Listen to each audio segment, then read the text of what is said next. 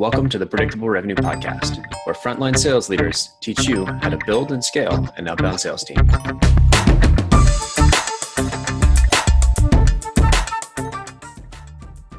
Well, welcome back to the show, everybody. I'm your co-host, Collin Stewart.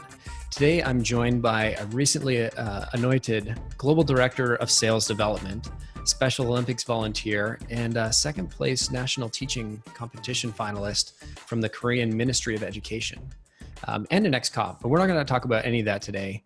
Today, we're here to focus on sort of designing what your SDR's day should look like, and then how you can sort of design your life and work diligently to fill in the gaps between sort of fantasy and fiction. Welcome, everybody. Welcome to the show, Taft Love. Thanks for joining us today. Yeah, my pleasure. Thanks for having me. Great, man. So I love that quote of sort of like bridging the gap between, fiction and reality. Where did your sort of desire to do this come from? So I find that anytime I talk to sales leaders, sales development mimics startups in general, and that everybody's killing it all the time and everything's going well. And what I find is that a lot of times when I talk to other sales development leaders, you don't hear about the real problems they're dealing with. You hear about some great solution they built to solve all the problems that are out there, or how new tools have just sort of solved everything. Mm-hmm. But I've found that the reality is that rarely happens. There are a lot of little problems that plague you and cause inefficiencies. And so early on at SmartRecruiters, one of the things I wanted to do was, as I said, bridge the gap between this fictional idea of the perfect SDR day and reality, and get them as close together as possible. Well, it's never going to be perfect. We're really striving for as close as we can get. Cool. So let's talk about your fiction then. What do you want your ideal? What's an ideal first date for you? I mean, sorry. what's the ideal? What do you want your ideal SDR's day to look like? So the perfect day for an SDR in this ideal world is you come in the morning. When you sit down at your desk, you have tasks ready. Every task is accompanied by information about the call you're about to make, or an email that needs to be customized in some way.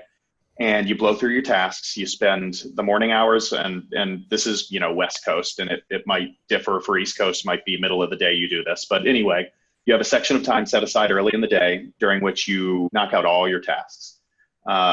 Once your tasks are complete, then you switch to preparing the next day's activities, and you sequence new prospects, you prepare new accounts, and at the end of the day, you've added your quota, your minimum number of contacts and accounts to sequences, and you go to sleep, wake up, and do the same thing again. Perfect. And what are the goals for, like, if you execute that, I guess, what's a goal look like on a sort of daily basis, and what does that translate to in terms of monthly? So to give you an idea, to put some numbers to it, we sort of work backwards. We started with some basic assumptions, some educated guesses in terms of the number of calls and the number of contacts and the number of calls associated with those contacts and emails and such. That would be required to hit our goal in terms of opportunities. Mm-hmm. And when I say we, I'm referring specifically to my senior director, Chris Bryson, and I. We sat down early in our time together here at SmartRecruiters and sort of mapped out what we thought was an operational path to our goals. And as you and I'm sure plenty of the listeners know, when you're in an early stage startup, it's not always possible when they bring you a goal to work backwards from this perfectly formed funnel, and all your conversion rates, and you can say, oh, well, if you want that many opportunities, I'm going to need 2 more people and another $1,000 for data. No, you figure it out and you get it done. And so that's the position in which we found ourselves. And so we started with some educated guesses, worked backwards up the funnel, and figured out that on average, it's going to take us, it's going to take every outbound SDR, we call them EBRs, enterprise business reps. And so these guys and girls are putting 3 new accounts at a minimum every day into their funnel. And each account comes with a minimum of 5 contacts. Now, most of these folks exceed these numbers, but that's the minimum required to hit our goal. And then we script out pretty carefully, and not like phone scripting, but in terms of the sequences, using our email automation tool, we script out the tasks associated with each contact. So if I put a contact in, unless they finish the sequence early, we know exactly how many activities, and therefore within a small margin of error, how much time is going to be taken to work that contact. And so that's sort of the funnel we built based on these estimates. And so far we found it to be relatively accurate. We've had some misses along the way, but we have a pretty good idea of what it takes to hit our goal every month. Gotcha. And so that's 3 new accounts a day and 5 contacts per account. Mm-hmm. So 15 contacts. Exactly. And I should caution anyone listening to don't just take those numbers and assume they'll work for you. This is, again, based on some educated guesses. And a lot of the inputs that went into these educated guesses were things like the size of our target companies, the number of companies we wanted to hit, the width of the net we wanted to cast, if you will. At PandaDoc, we had a totally different strategy that worked pretty well for bringing in meetings for the AE teams, but it required a totally different strategy, and this would not have worked there. So this is not a one size fits all. Gotcha. And let's talk sort of results so far. So if somebody's working towards on their own side closing the gap, what can they sort of expect? What's help us paint that picture? Yeah, absolutely. So if you're working toward figuring this out for yourself, the first thing you need is some data, right? You need some idea of what works for you, and that can be really hard to get. And if you're both new to sales development and you don't have a lot of data to build from, it can be really hard to make these guesses. Mm-hmm. But yeah, I think the first step is to essentially come up with a sequence. What do you think will get people to respond? Come up with messaging in a sequence, and does your buyer, in your experience, respond to calling, emails, things like that? And once you have a sequence, you can work backwards. You can say, if each contact gets this sequence, that's X number of activities. I think an SDR can handle 2,000 activities in a month, and that's 20 activities per contact. So that's 100 contacts a month that they should sequence, and sort of do the math backwards and walk your way back to a specific number that you can then apply across your team, if that makes sense. Yeah, totally. And in terms of maybe specific results from your team, can you share? Yeah, absolutely. And I'm ballparking here. I don't have the reports in front of me, but generally speaking, we're up market from where we started, but sort of blended averages, I'd say an EBR across SME, small, medium enterprise, and enterprise, which is above 5,000 employees. We're looking at 10 to 15 meetings per month. A great month is 18, 19 meetings, but to be frank with our buyer, that's pretty rare. If we were selling into sales or marketing, I think it would be very different. Yep. But selling into HR, it's a whole different ballgame. So tell me a little bit about how you operationalize the SDR's day. Absolutely. So operationalizing is something we really focused on. And so step 1 was to limit their work as much as possible to one screen. And we chose Salesforce to be, because it's our system of record.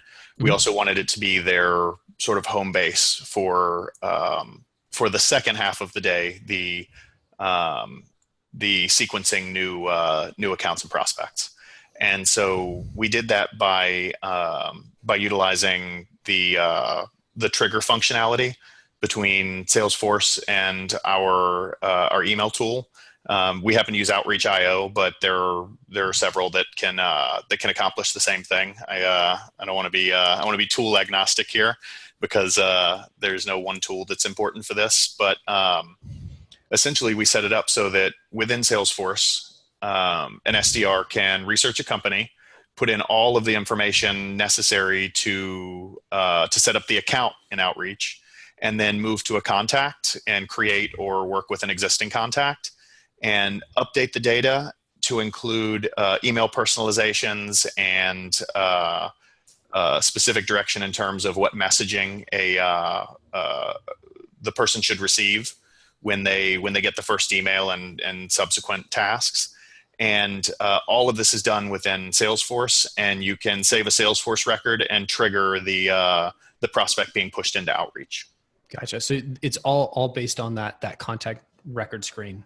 Absolutely. All of the things you would have done in Outreach live inside the contact. This strips away a lot of time that in my experience was spent learning your way around Outreach. It's a great tool, but like any strong tool, you end up with a lot of possibilities for messing things up, and a lot of buttons and a lot of things that can be confusing especially for someone without a lot of experience. With this system, I can take a new rep and show them the few fields they need to fill out, how to save a record, and they're already moving forward.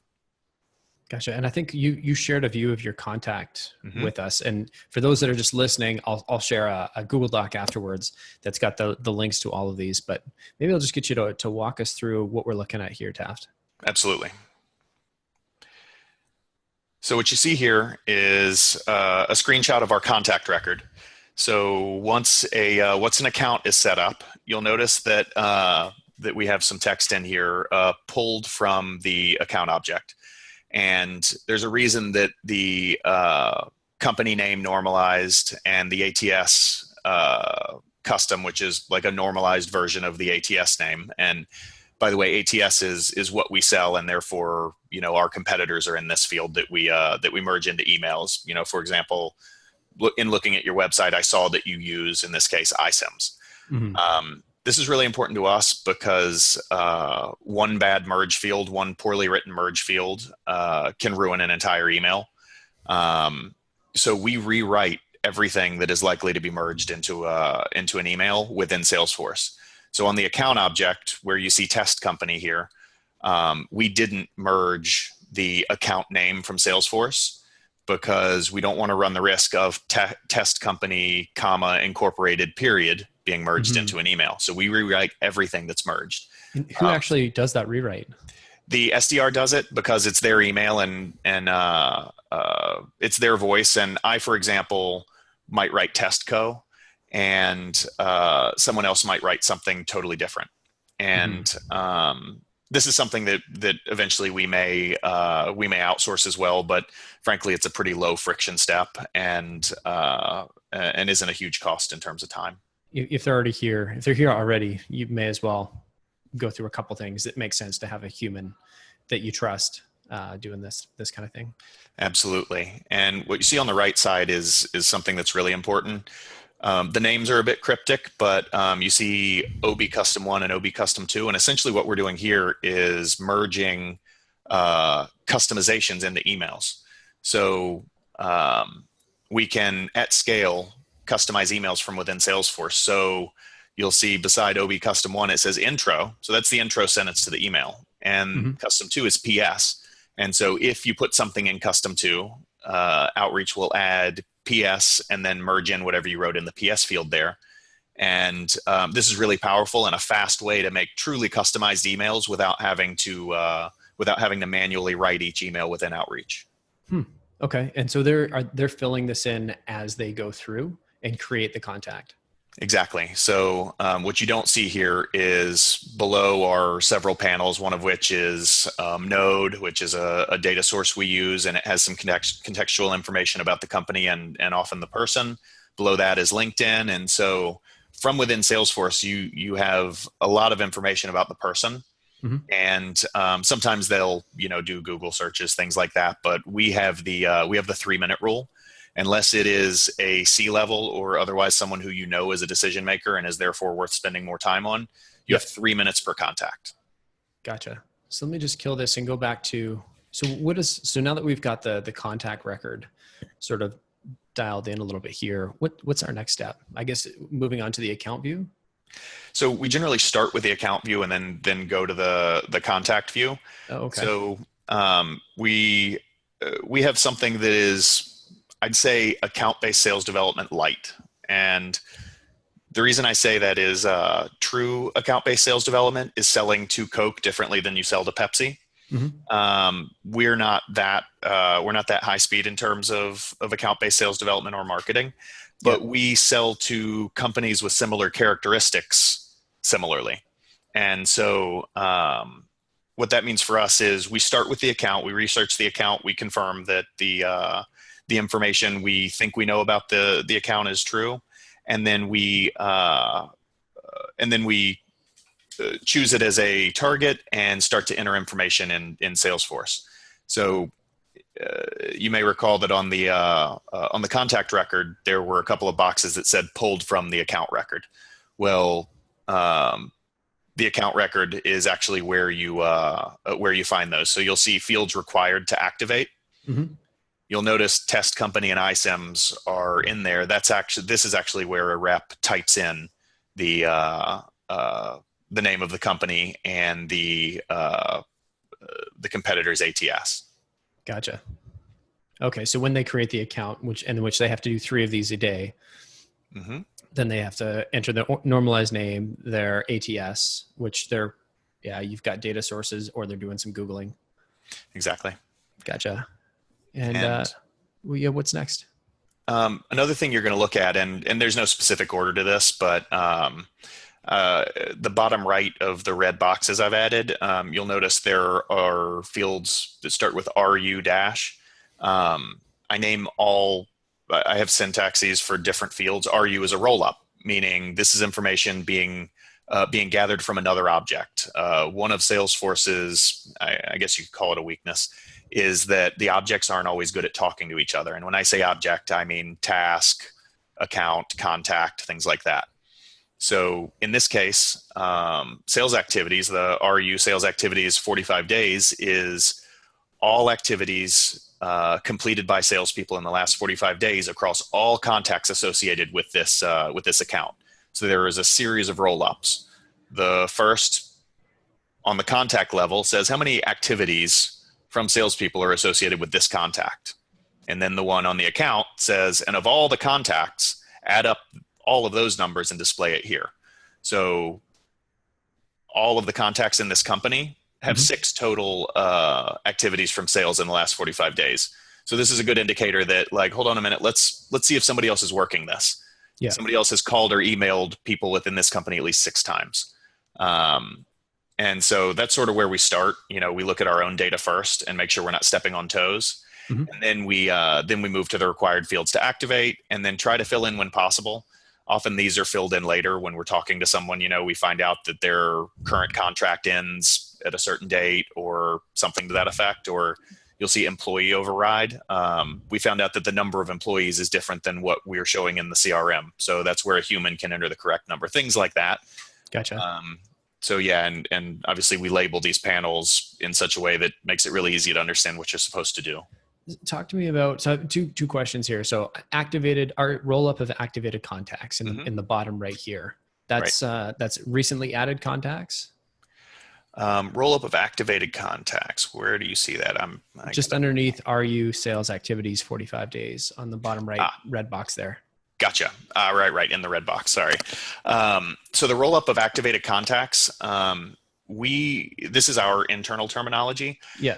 Activated for an account and a contact have different definitions. An activated account is an account for which you have marked a target. You've said this is my target. You've added in the required fields to activate, so mm-hmm. therefore it's activated, and there is at least one contact associated with that account that is active. And so that's where this roll-up is getting its data. And then if you go to the contact level, there are, there you go. So you'll see step 2 choose and launch sequence. So Yep. once you finish step one, and then you go down and choose a sequence to drop them in and launch the sequence in step two, it's now activated. And so if you were to fill in all that stuff and save this contact record, then the associated account would have a 1 in the activated contacts with the account. Very So cool. these roll-ups sort of help us at a glance understand what's happening within the account and all of its sort of lower level objects like contact, opportunity, task, things like that. Very cool. I love how sort of seamless you've made it. There are literally no excuses for not doing my work if I'm one of your SDRs. That's the goal. Another thing that I love that you have in here under try and fill in when possible is the re-engagement date. Mm-hmm. I think that's one thing that as an SDR or SDR team is probably one of the most commonly missed pieces of information, that you get that date, it's 2018, 2019 is when our contract's up, but the average lifetime of an SDR is a year and a half. Exactly. Or less. So if it's more than 18 months out, is that information going to be like, is that going anywhere? Is that going to happen? What happens when this account gets, toasted and that piece of data just gets lost in a note somewhere or lost in your head? Having this on the account field or on the account record. Amazing. Absolutely. And starting soon, we're actually implementing KPIs around completion of this data. Ooh. And so, we are actually incentivizing the things for which we're asking. So you got to fill in this data, and it's now part of your job beyond just me asking you to fill it in. You now have a number to hit. Very cool. Now that we've got the contact record and the account record all sorted, you're launching all these things automatically. How do you make sure you're not shooting blanks? Yeah, that's a good question. So there are two ways here. One is, fortunately, Outreach has some built-in safety features that stop you from merging blanks into emails. But beyond that, the danger with working exclusively out of Salesforce is you may not realize until the next day that you failed to fill in all of the required values, and therefore your sequence failed in Outreach. And again, this is something that's true of any modern email automation tool. So the way we deal with that is requiring within Salesforce that everything be filled in order to save a record. So what we're looking at here is a validation rule for the contact object, I believe. And yes, this is a contact object validation rule. And so what you're seeing here is, if you choose OB launch sequence, meaning outbound launch sequence, like that translates to once you save this record, it's going to trigger a launch in Outreach. And you haven't chosen this is a target account, then it's going to throw an error and say, whoa, you're missing information. And so this is a really simple one, and you can build much more complex validation rules, and they're pretty easy once you understand just really basic Apex. But this is our internal safety feature to stop us from, as you said, shooting blanks. Great. And so where will this error get thrown? Is it when you try and save that record? Exactly. So the way validation rules work is, when you write a validation rule, the functionality says, if this rule evaluates to true, throw an error. And then you can see the error message that will be thrown and the location in the screenshot here. And so, yes, whenever you try to save, it's going to throw that message, which occasionally can piss people off if they've put in a ton of information and then forgotten something. But fortunately, it preserves your information on the page. It doesn't delete what you've done when it throws the error. Gotcha. But it can be frustrating, and is a really good incentive to learn what needs to be in the page to avoid just being pissed off all day. Yeah. And rage quitting or rage closing the tab because it won't save, and then losing all your information. Yep. Awesome. And you've got another validation rule here to share with us, don't you? Mm-hmm. And I believe, yes. So for those of you who are, again, listening to the podcast, just have a look in the show notes. I'm going to link to a document that's going to have links to screenshots. So it'll be a link to a link. But that way you can sort of, see along, and probably best to watch this when you're back at your computer if you want to try implementing this stuff. The screenshots are great because you can literally just copy what Taft has done here. Sorry, Taft, go ahead. No worries. You're right. You can, so the basic logic behind what I've written here can be applied to your fields. Just put in the names of your fields and cut and paste as needed. So what you see here is the way Apex is structured is much like JavaScript, and that anything inside the AND function you add together. So for example, this says OB launch sequence is true, and so the comma means like the next phrase you read is an and, is part of the and function, or, and then so all three of the things following the or function are ors. So the way this reads in English is if OB launch sequence is checked, true just means checked, and any of the three fields within the or phrase are within the or function are blank, yeah, and it's going to throw an error. And you won't be able to save the page. You won't be able to save the page. And so as you can see below, the error message that's written there is going to show up in the location specified, which is right next to OB launch sequence. Gotcha. So yeah, it's basically going to tell you these three things must be filled in along with launching the sequence, or it won't fire. Awesome. So if you have all this automation, but you have some safety checks to make sure that things aren't going crazy here. Yeah, that's right. And while if you're listening and if you're not a Salesforce admin and you're looking at this, it probably seems really complicated, but this is something that your Salesforce admin should be able to do in their sleep. And also, if you don't have a Salesforce admin, I mentioned Upwork earlier, great place to go find somebody to help you write really basic stuff. Mm-hmm. Reach out on Upwork, and for a few bucks, you can have somebody help you walk through this. Perfect. Yeah, we've been using Nick Ham at, he's going to hate me because I forgot the name of his company, but he's been doing a great job for us. If anybody's curious and they don't have a Salesforce admin, just drop me an email, Collin with 2 L's at predictablerevenue.com, and I'll make a couple introductions for you. Because we've had run into a couple things like this where I'm sitting there looking at Apex and I'm like, I know I shouldn't be looking at Apex. And I know somebody who's intelligent can knock this out in 10 minutes, or I can sit here and waste 3 hours on it. So I'd rather pay somebody to do it in 20 minutes. And I probably sent him like 5 or 10 jobs where I'm like, hey, can you do this? I got back a bill for like 2.5 hours. And like, this is easily the like best invoice I've paid because it saved me a couple of days worth of frustration in Salesforce. 100%. There's no reason that a highly paid sales manager or leader should be spending a third of a day or half a day writing what someone else can do for a couple $100. Exactly. So we've got the account and the contact page automated. We've got a little validation. What's our next step here?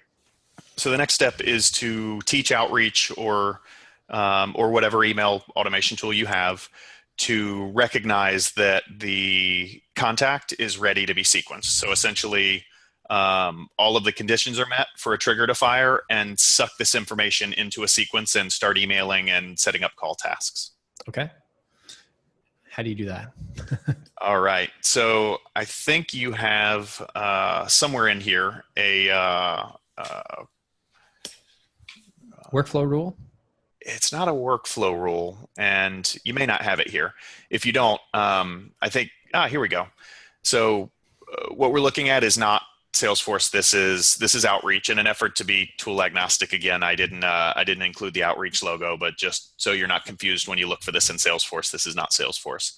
There are multiple tools that can do this sort of thing. So essentially, this says if launch, which is that OB launch sequence field, is true, and sequence, which is the OB sequence name or whatever the field is where you actually choose the sequence into which you want this person pushed. Mm-hmm.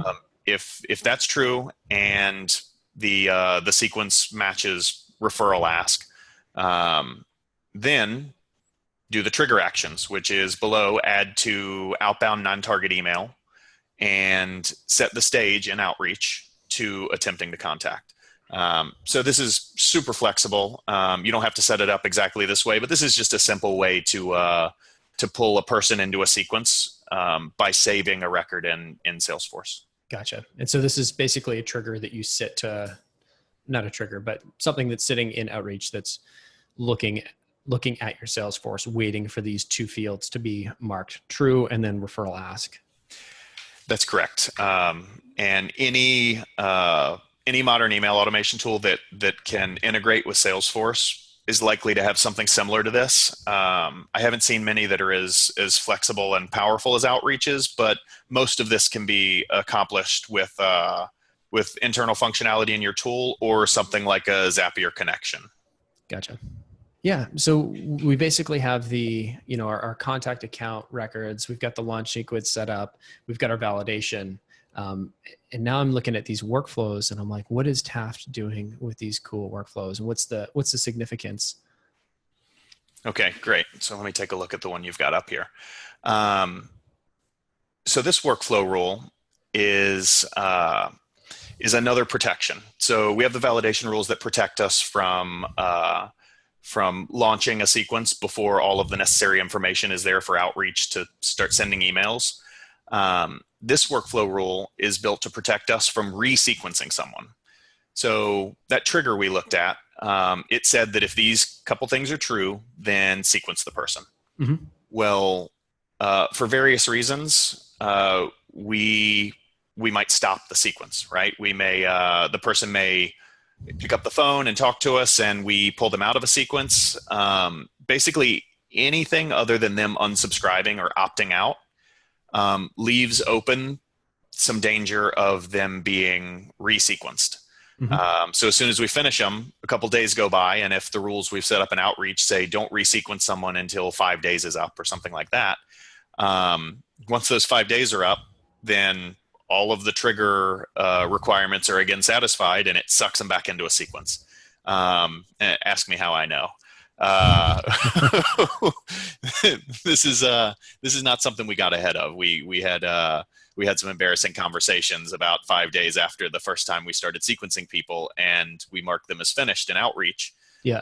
Next thing you know, they start getting the email they got from us 3 weeks ago again. And so this workflow rule, one way to think ahead and to get ahead of this problem for yourself is you need to find a way to automatically uncheck or somehow change the fields that feed into that trigger in an automated way. So you don't have to remember to go back and uncheck boxes, because as you get ramped up and once you hit scale with this and people have in a week sequenced, 75, 100, 150 people sometimes for the SDRs that are working really hard. The last thing they're going to think to do is go and uncheck every box that they checked. So we do it for them with this workflow rule. Gotcha. So to summarize this workflow rule in English, it's going to uncheck a box when? Uncheck a box. In this case, it's I believe it's a couple days after after it's first checked. So essentially, just automatically count to 48 hours and uncheck it, or something to that effect. I don't remember the specifics of this rule, but gotcha. It's some arbitrary amount of time that's short, just to prevent that sort of the Groundhog Day scenario. That's exactly right. The Bill Murray waking up to your email every day. Yeah. So walk me through this workflow here. Okay. So what you see here is two things. The first is when someone checks the launch field. Mm-hmm. This records who checked it and when they checked it, a time date stamp. So this is valuable for us for two reasons. The first is it lets us report on how many people each EBR has sequenced during the month. So we can actually have a KPI around, we want you to sequence X number of contacts. And the other reason it's important is because the second red box here says 3 days after the trigger date, there's a field update, and it unchecks that box. So that's the other part of the workflow we were just talking about. We actually uncheck the box so that it's not resequenced. Gotcha. So it writes the date stamp, it unchecks the box, and it assigns it to that user.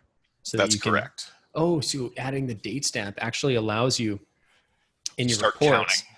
to start counting. Yep. So that's the beginning Ah, of your clock for 3 days. So there you go. yeah. I've tried running or tried like thinking about like, how are we going to create that report? But unless you have a date stamp on that field, then it's impossible. Yep. And it becomes super easy once you have those two pieces, and then you can run a report that says summarized by SDR or EBR, and show me all of the date stamps from this month or at the end of the month last month, and you can check those numbers against KPIs. Awesome. I know we've gone a little bit over time. This has been, I love getting to look inside people's Salesforce. Sure. Before we go, sort of one last question is, what were some of the areas that you got stuck on? So one, we've talked about the not realizing until we pissed a few people off that you need to uncheck the box. Um, some other places where we built the triggers, and that was interesting, and that was really a really great development for us. But then we had to put the tracking in place, because we realized shortly after people started sequencing prospects from within Salesforce, that we don't have visibility into how many people they've sequenced. And so back to the date stamp that we were talking about, allowing you to do reporting. And then we realized, well, we need to do the same with accounts as well. Another place we got stuck. So all of these things that I've shown you are answers to where we've gotten stuck, frankly. Another one was, how can we make sure we don't step on toes? If you look at an account, of course, it's an SDR's job to go research the account, look through the contacts. But if you have an account with 20 contacts that's been in existence for a couple years, and marketing has sent them literally 100 emails over the last couple years, it can be really hard to figure out, has another salesperson been working this? Who the hell knows? So those roll-ups were our answer to that version of getting stuck. And there have been a lot more along the way. And the one where we're stuck right now, we actually have a solution. We're stuck on the bandwidth to implement it, is on the email side. How do we figure out how successful we are? Because, and Aaron is someone who can, definitely speak to this. Reply rate and success rate are not the same thing. Mm-hmm. And so how do you at scale, Mark, how do you at scale figure out how successful the email portion of outreach is? And so that's the problem we're in the process of solving right now. What's your solution?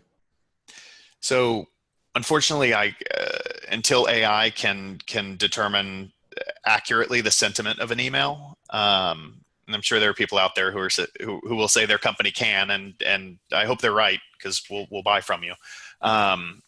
But until we can accurately determine the sentiment of an email, a human is going to have to look at it, and they're going to have to manually mark it as a success. And then the problem becomes, well, how do you get a bunch of humans who look at emails super subjectively to decide what success means? How do you make that as objective as possible? So those are the things we're sort of whiteboarding right now and working through. Very cool. I made a rule that we wanted to keep this like platform agnostic. So we haven't talked about our email tool, but we came up with the same thing, because we sort of came from an AI approach. We wanted to automate not so much of the outreach, not the human aspect, but more of the targeting, the sorting, the figuring out the cool metrics. And when we first embarked on our journey, what we realized was that we have all this great data in your inbox, but it's not categorized. And until AI gets exceptionally good, much better than it is today, you're going to need a human to do that. And so we figured, okay, well, how? We came up with a simple explanation, or a simple solution, which was just, everybody uses the same sort of similar type of templates every time. We just grouped them we made some calls about what's a positive, what's a neutral, what's a negative. And we just put those groups under positive, neutral, negatives. And now all your templates roll up under these categories. And so every time you're answering an email in our system, it's automatically categorized, not just by positive, neutral, negative, but what is the sub-classification as well. And then we have obviously sentiments and workflows and things like that tied to it. Very interesting. Yeah, it's a challenge that you're right. It's not going to go away until, AI gets really, really good. Mm-hmm. So, I mean, I used to do this with filters and labels in my inbox.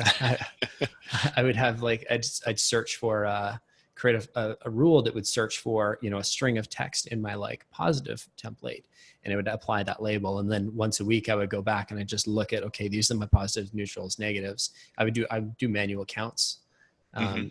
And well, that was very tedious, but it worked, right? Because you can actually see the conversations there.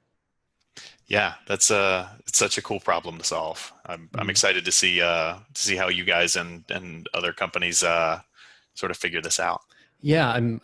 There's so much happening in the space, and we've got all of our competitors they've raised a bunch of money, and there's so much happening. It's a great time to be a salesperson. It's a great time to be starting a company with in the sales enablement space, and I'm really looking forward to what the next few years show us. Me too. Right on. Well, Taft, thank you so much for joining us today. This has been informative. My brain is spinning, and I'm dying to get into my Salesforce. So thank you. Good stuff. And if you or anyone needs a hand with some of the basics, feel free to reach out to me. I'm sure you can put some basic contact information in the Google Doc. I'm happy to be a resource for anyone for free. I love this stuff, and I'm happy to help. Great. Thank you so much, Taft. All right.